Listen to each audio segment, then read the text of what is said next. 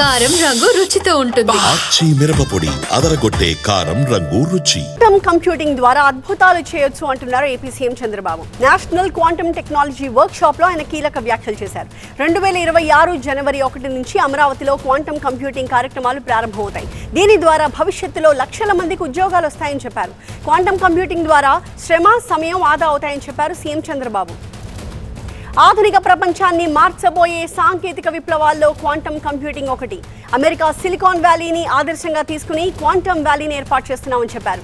ఇందులో భాగమైన TCS, L&T, ఐబీఎంకి Chandrababu అభినందనలు తెలిపారు. Quantum Valley with deep technologies. This is very order of the day. Earlier, only IT and applications. Now, as on today, AI has become a reality. Deep technologies are becoming a reality. By January 1st, Quantum Computing Center will operate from Amaravati. This is where beginning of Quantum Valley. Then, not only starting with quantum computing, you have to bring ecosystem. We have to bring use cases. గతంలో IT రంగాన్ని విస్తృతంగా అభివృద్ధి చేసిన చంద్రబాబు ఇప్పుడు quantum టెక్నాలజీకి పునాది వేస్తున్నారు. దక్షిణాసియాలోని తొలి క్వాంటమ్ వ్యాలీ అమరావతిలో ఏర్పాటవుతుందని చెప్పారు మంత్రి Lokesh. But it takes a visionary to see the future, distill it, execute it. And once again, while young ministers are in their 40s, we're witnessing the next technological revolution under the leadership of the Honorable Chief Minister, Mr. Chandrababu Naidu ji. You know, we are here to ignite a bold vision to transform Amravati into South Asia's first quantum valley, a thriving ecosystem where ideas become innovations and innovations become industries. This is not a one-day event. This is a dawn of a national movement. మా ప్రతినిధి ఈశ్వర్ మరింత సమాచారంతో live లో సిద్ధంగా ఉన్నారు. ఈశ్వర్, ఏ టెక్నాలజీనైనా అందిపుచ్చుకోవడంలో చంద్రబాబు తర్వాత ఎవరైనా అని చెప్పుకోవచ్చు. సో ప్రస్తుతం పడుతున్న అడుగులు కూడా ఆ దిశగానే మనకు కనిపిస్తూ ఉన్నాయి. ఈ క్వాంటమ్ కంప్యూటింగ్ టెక్నాలజీని పూర్తి స్థాయిలో అమల్లోకి తీసుకురావడానికి సరిగ్గా 6 నెలల డెడ్ లైన్ పెట్టుకున్నారు. సో ఈ 6 నెలల్లో ఎంత ఫాస్ట్గా పనులు జరగబోతున్నాయి?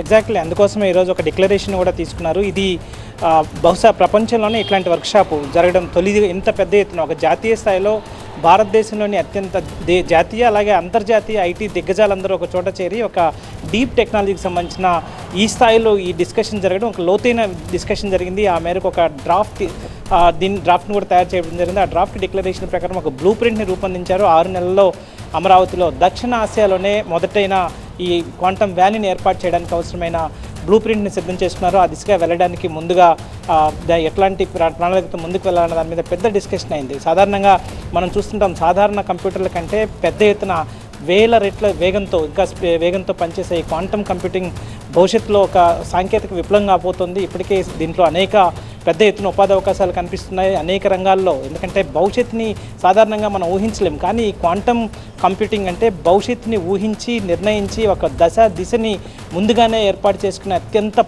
వేగవంతమైన సాంకేతికత ఇది. సో దీన్ని ఒడిసి పట్టుకోవడంలో ఆంధ్రప్రదేశ్ ప్రభుత్వమే లీడ్ తీసుకుందని చెప్పుకోవచ్చు. భారతదేశంలోనే ఇప్పుడిప్పుడే విస్తరిస్తున్న దీనికి సంబంధించి నేషనల్ లెవెల్లో ఒక నేషనల్ క్వాంటమ్ మిషన్ ఏర్పాటు చేయడం జరిగింది.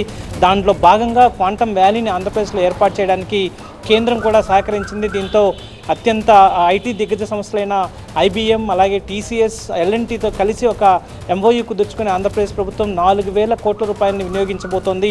జనవరి 1న దీన్ని ప్రారంభించబోతోంది. దీని ద్వారా దాదాపుగా 156 క్యూబిట్ కంప్యూటింగ్ అంటే అత్యంత వేగవంతమైన ఏదైనా ఒక పరమాణువు లాంటి చిన్న సమాచారం దొరికినా దాన్ని విశ్లేషించే తీరు, ఆ డేటాని అనలైజ్ చేసే తీరు కానీ, ఆ వచ్చే సమస్యలను ఎదుర్కొనే ఆ పరిష్కార మార్గాలు కానీ క్షణాల్లో చెప్పగలిగిన సాంకేతికత దీని సొంతం. సో ఇది భవిష్యత్తులో ఆధునిక ప్రపంచం మారబోయే సాంకేతిక విప్లవాల్లో ఇది చాలా కీలకమైనది. సో ఇట్లాంటి కీలకమైన రంగాన్ని పుణికిపుచ్చుకోవడం ద్వారా, దాన్ని అందిపుచ్చుకోవడం ద్వారా దీన్ని వేగంగా రాష్ట్రాన్ని కూడా ముందుకు తీసుకెళ్లే అవకాశం ఉంటుందని ఆంధ్రప్రదేశ్ రాష్ట్ర ప్రభుత్వం భావిస్తోంది. అమెరికాలో మీరు చెప్పినట్టుగానే సిలికాన్ వ్యాలీకి ఎంత ప్రాధాన్యత వచ్చిందో, అక్కడ సిలికాన్ వ్యాలీ వచ్చిన తర్వాత అమెరికా అగ్రరాజ్యం అమెరికాలో దాని ప్రాధాన్యత ఎంత స్థాయిలో పెరిగిందో అంతే స్థాయిలో ఇక్కడ కూడా ఆంధ్రప్రదేశ్ భారతదేశంలో కావచ్చు, లేకపోతే క్వాంటమ్ కంప్యూటింగ్ ప్రపంచంలో కూడా ఇది ఒక రాయి కాబోతోంది.